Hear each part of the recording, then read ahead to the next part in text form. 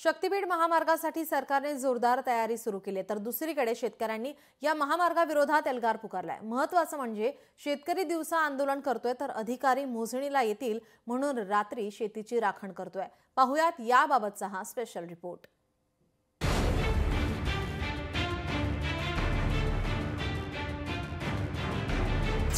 शक्तीपीठ विरोधात शेतकरी आक्रमक, अधिकाऱ्यांची भीती, शेतीला राखण।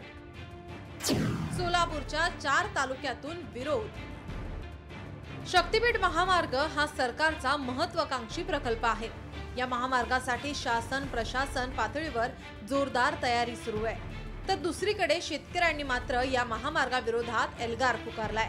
सोलापूर जिल्ह्यातील बार्शी, मोहोळ, पंढरपूर आणि सांगोला या 4 तालुक्यातूनही शेतकऱ्यांनी विरोध केलाय। इथली हजारो एकर शेती या महामार्गात येत असल्यामुळे शेतकरी वर्गामध्ये प्रचंड असंतोष निर्माण झालाय। अधिकारी पूर्वसूचना न देता मोजणी करत असल्याने शेतकरी रात्रंदिवस शेतीची राखण करतायत।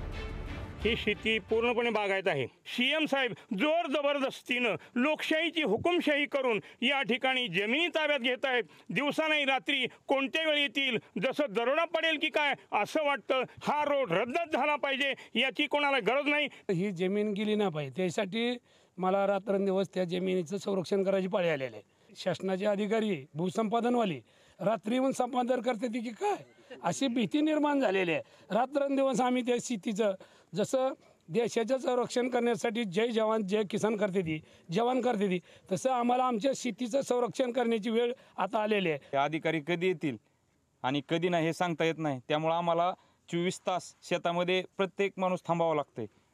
आणि पहिलं पक्षापासून ह्यांच्यापासून धोका होता आमच्या पिकाला, तर आता ह्या सरकारपासूनच आम्हाला धोका आहे। शक्तीपीठ महामार्ग हा महाराष्ट्रातील महत्त्वाचा प्रकल्प मानला जात असला तरी त्याला विरोधही मोठ्या प्रमाणात होतोय।